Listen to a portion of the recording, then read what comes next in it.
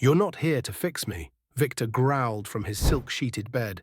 "Just smile, serve my whiskey, and don't ask questions." The words cut through the air like glass, sharp and deliberate. Elena, standing at the foot of his massive gold-framed bed in Belgravia Manor, flinched slightly. Dressed in a pressed maid's uniform that felt more like a costume than clothing, she nodded without a word. She didn't understand why she was really there. Victor Carlyle, the infamous billionaire recluse, was dying. Stage 4 pancreatic cancer, 6 months to live at best. Yet instead of nurses or hospice workers, he'd hired her, an ex-theatre student with nothing to her name but empathy and silence. From day one, he made it clear she wasn't there to clean, comfort, or converse. Her only job was to exist, to serve his bourbon, smile on cue, and pretend his world still made sense. She did exactly that. Every day, Eleanor arrived at 9 a.m., poured his drink, kept her voice soft, and watched him watch her like a predator sizing up a mouse. He asked odd questions, prodded her with cynicism. Once he scoffed, "You still believe in kindness, don't you? Just wait." Still she smiled, still she stayed. But then one morning everything changed. Victor collapsed mid-sentence. Eleanor didn't hesitate. The crystal glasses shattered across the marble floor as she rushed to his side. His breathing was uneven, lips turning an eerie shade of blue. She screamed for help, rummaging through drawers for any sign of medication. Nothing.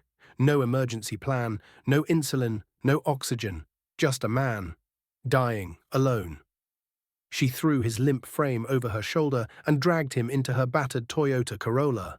It screeched down the narrow driveway of Belgravia, tires spinning toward St. George's Hospital like a getaway car in a war zone. When Victor awoke, hours later in a sterile hospital bed, his voice was venom. "I had a DNR. Do not resuscitate. You had no right." Eleanor didn't blink.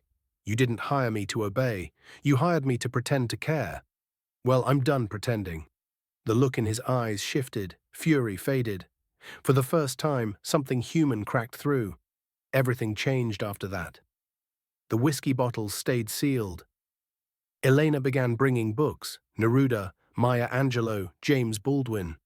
She'd read aloud from the edge of his bed while sunlight streaked across the grand drapes.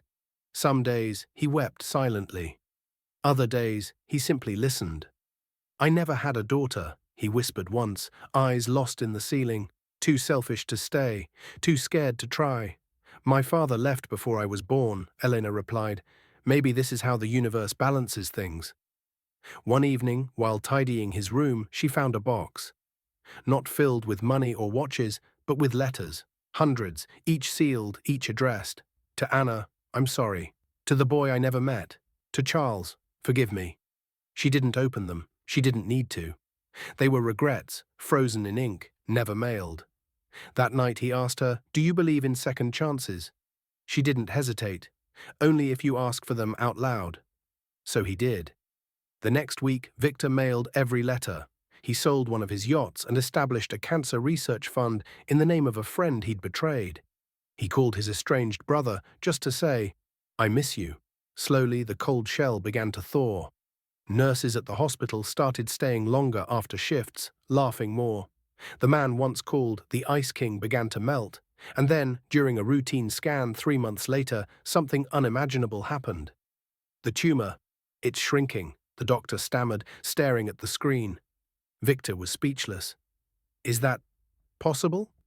"It shouldn't be. But somehow it is." He looked over at Elena, stunned, overwhelmed. "You did this." She smiled, gently shaking her head. "Number you did. You chose to live." Victor didn't just survive 6 months, he lived 2 more years. In that time, he donated half his fortune. He launched a scholarship for underprivileged caregivers. He bought Elena her first apartment and funded her dream. A small black box theatre in East London where she directed her first play.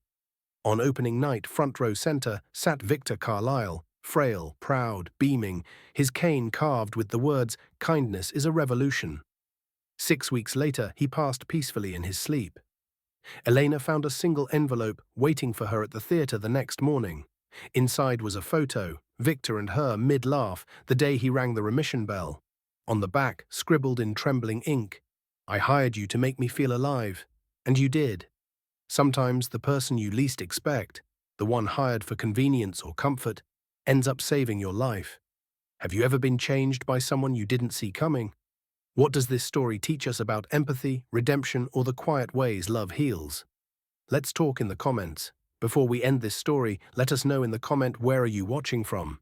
If this story moved you, subscribe, hit that like button, and drop a karma in the comments below. Let's honor our heroes with truth.